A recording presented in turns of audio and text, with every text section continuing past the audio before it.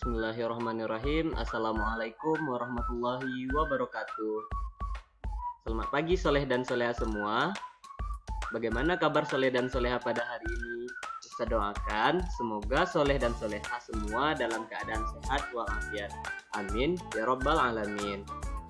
Nah, soleh dan soleha, alhamdulillah, barakallah buat soleh dan soleha semua yang telah naik ke kelas 4. Seperti yang antum ketahui, di kelas 4 antum akan belajar bersama Ustadz. Antum bisa panggil Ustadz dengan sebutan Ustadz Excel ya soleh dan soleha. Oke, sebelum kita memulai pembelajaran, pertama-tama marilah kita ucapkan dulu puji berserta syukur atas kehadiran Allah Subhanahu wa Ta'ala yang telah melimpahkan rahmat dan nikmatnya, baik itu nikmat iman, sehat, dan kesempatan. Bahkan ketika kita dibangunkan Allah dari tidur kita pun merupakan nikmat dari Allah. Maka dari itu kita wajib mensyukurinya. Salawat berserta salam tidak bosan-bosannya kita doakan buat Nabi besar kita, yakni Nabi Muhammad Shallallahu Alaihi Wasallam, dengan hantaran kata Allahumma salli ala Muhammad wa ala ali Muhammad. Baik, sebelum kita memulai pembelajaran, mari kita berdoa terlebih dahulu. Sudah siap soleh dan soleha? Sikap berdoanya. Doa sebelum belajar, tema dengan mengucapkan basmalah. Bismillahirrahmanirrahim. Rabbi zidni ilman warzuqni fahman, amin. Nah, soleh dan soleha, hari ini kita akan belajar tema 1, indahnya kebersamaan, subtema 1, keberagaman budaya bangsaku, pembelajaran pertama. Nah, soleh dan soleha, amatilah gambar berikut ini. Nah, coba soleh dan soleha perhatikan. Pada gambar pertama, ini ada gambar dua orang anak yang sedang menggunakan pakaian adat mereka. Dan di belakangnya tampak rumah adat mereka. Kira-kira dari provinsi manakah kedua anak tersebut? Nah, siapa yang bisa menebak soleh dan soleha? Nah, benar. Kedua anak tersebut berasal dari Provinsi Sumatera Barat, yaitu provinsi kita ya soleh dan soleha. Kenapa? Karena di belakangnya ini ada rumah adat Minangkabau atau rumah gadang. Nah, ini gambar yang kedua. Siapa yang bisa menebak gambar ini berasal dari provinsi mana kedua orang ini? Nah, kedua orang ini berasal dari Provinsi DKI Jakarta, soleh dan soleha, yaitu mereka berasal dari suku Betawi. Nah, untuk gambar yang ketiga, coba perhatikan. Ini ada gambar seseorang yang sedang melakukan gerak tari, dan di belakangnya itu tampak ada sebuah tempat ibadah kayaknya soleh dan soleha. Nah, dari bentuk tempat ibadahnya, anak ini bisa kita pastikan berasal dari Provinsi Bali. Ya, berarti anak ini berasal dari suku Bali ya soleh dan soleha. Nah, di antara soleh dan soleha, apakah ada yang berasal dari ketiga provinsi ini? Apakah ada yang berasal dari suku Minang, suku Betawi atau suku Bali? Nah, atau berbeda? Nah, soleh dan soleha, Indonesia itu sangat kaya dengan suku bangsa. Suku bangsa yang beragam seharusnya menjadi suatu kebanggaan bagi kita soleh dan soleha. Nah, Indonesia terdiri atas berbagai macam suku bangsa dan budaya. Namun, tetap dalam satu wadah Negara Kesatuan Republik Indonesia atau NKRI. Keragaman tersebut merupakan anugerah dari Allah Subhanahu wa Ta'ala. Nah, kita wajib untuk mensyukurinya. Nah, salah satu cara untuk mensyukuri keberagaman bangsa Indonesia itu dengan mengikuti pawai budaya soleh dan soleha. Karena dengan pawai budaya kita dapat menampilkan budaya-budaya dari daerah kita dan melihat budaya-budaya dari daerah lain.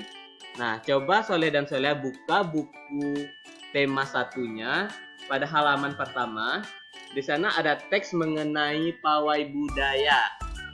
Nah, silahkan Soleh dan Soleha baca teks tersebut dan pahami mengenai teks tersebut.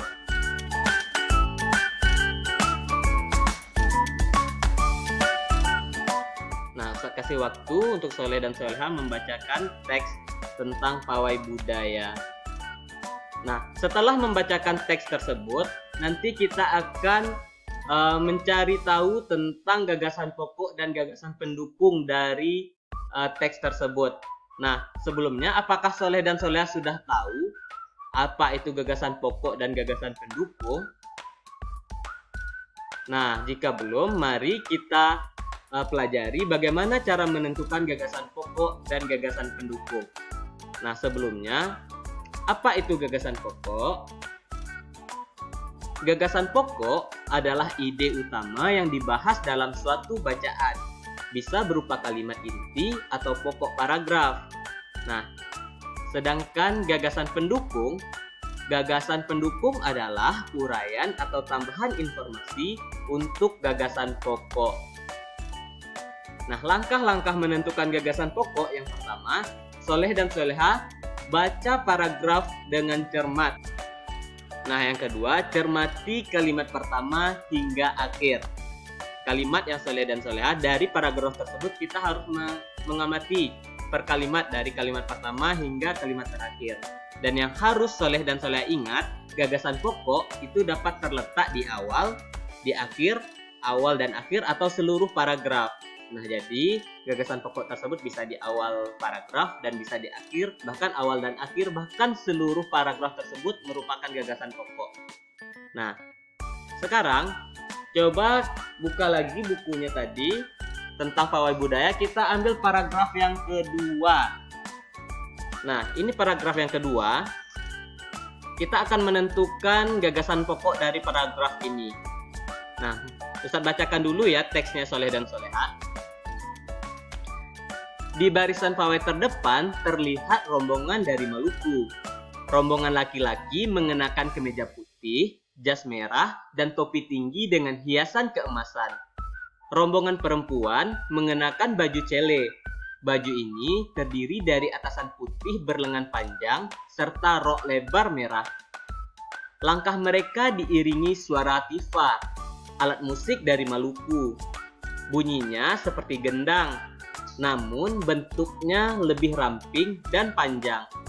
Budaya Maluku sangat unik dan menarik. Nah, kita akan mencari gagasan pokok dari paragraf ini. Nah, langkah-langkah yang tadi, yang pertama kita harus cermati paragraf ini. Nah, kita harus membacakan paragraf ini dulu dengan cermat. Setelah itu kita harus cermati per kalimatnya. Nah, di sini Ustadz sudah mempenggal atau membagi-bagi teks ini dalam per kalimat. Nah, di sini ada beberapa kalimat yaitu 1, 2, 3, 4, 5, 6. Nah, pada paragraf kedua ini ada 6 kalimat ya Soleh dan Soleha. Soleh dan Soleha pasti sudah tahu apa itu kalimat, apa itu paragraf. Nah, tidak usah ulangi lagi ya, karena sudah belajar di kelas 3. Oke, kita lihat kalimat pertama. Di barisan pawai terdepan terlihat rombongan dari Maluku. Kalimat pertama ini dia menjelaskan pada barisan pertama di pawai tersebut ada rombongan dari Maluku. Kalimat selanjutnya, rombongan laki-laki mengenakan kemeja putih, jas merah, dan topi tinggi dengan hiasan keemasan. Nah, pada kalimat yang kedua ini masih menjelaskan tentang rombongan dari Maluku, yang itu rombongan laki-lakinya, pakaian rombongan laki-lakinya. Nah, untuk kalimat ketiga itu menjelaskan tentang pakaian rombongan perempuan dari Maluku, yaitu mengenakan baju cele katanya Soleh dan Soleha. Nah, untuk kalimat keempat masih menjelaskan kalimat yang ketiga, yaitu tentang baju cele tadi. Nah, untuk kalimat yang kelima, langkah mereka diiringi oleh suara tifa, alat musik dari Maluku. Nah, pada kalimat yang kelima ini itu menjelaskan tentang pawai mereka itu diiringi oleh alat musik dari Maluku Soleh dan Soleha, yaitu tifa. Nah, dan kalimat yang keenam, budaya Maluku sangat unik dan menarik. Nah, dari masing-masing kalimat ini, coba kita lihat yang manakah gagasan pokoknya. Dari kalimat satu ini masih menjelaskan tentang keadaan pawai tersebut, di mana rombongan pertama yaitu dari Provinsi Maluku. Kalimat kedua masih menjelaskan tentang pakaian rombongan dari pawai, yaitu dari rombongan Maluku. Kalimat ketiga juga seperti itu, 4 juga seperti itu, 5 juga menjelaskan tentang alat musik dari Maluku. Nah, gagasan pokoknya berada pada kalimat terakhir, yaitu keunikan dari budaya Maluku atau budaya Maluku yang sangat unik dan menarik. Nah, jadi untuk menentukan gagasan pokok ini kita harus baca dulu paragraf tersebut, lalu kita lihat per kalimatnya, menjelaskan tentang apa kalimat tersebut. Nanti kita baru bisa menentukan gagasan pokoknya. Oke, Soleh dan Soleha. Nah, di sini ada peta persebaran suku bangsa yang ada di Indonesia, Soleh dan Soleha.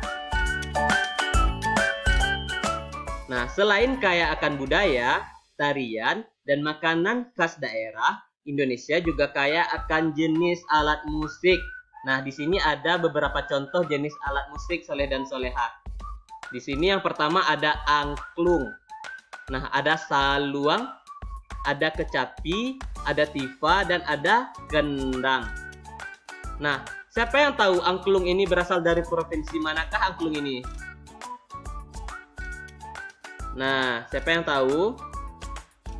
Angklung berasal dari provinsi, ayo, Jawa Barat. Nah, untuk memainkan angklung ini, kita yaitu dengan cara menggoyangkan angklung ini sehingga nanti menghasilkan bunyi. Nah, yang kedua ada kecapi. Ini kecapi, Soleh dan Soleha.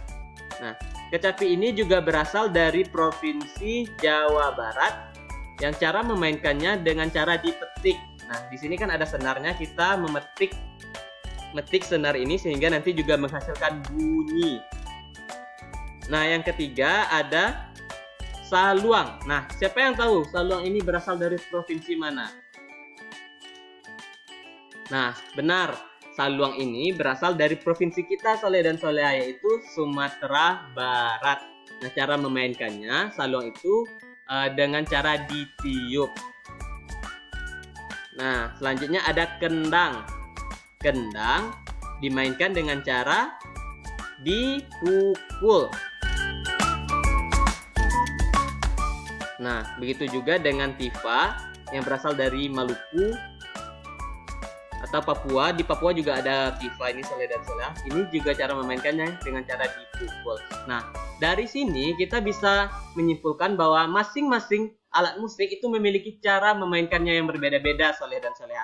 Ada yang cara ditiup, ada yang dipetik, ada yang digoyangkan, ada yang dipukul, nanti juga ada yang digesek dan lain sebagainya.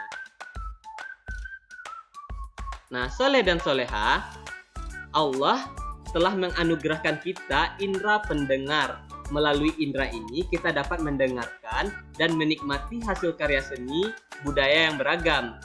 Nah, ketika kita mendengarkan musik, nah kita menggunakan indera pendengar. Nah, Soleh dan Soleha, benda-benda yang dapat menghasilkan bunyi disebut sumber bunyi. Ingat ya, Soleh dan Soleha, benda-benda yang dapat menghasilkan bunyi kita sebut dengan sumber bunyi.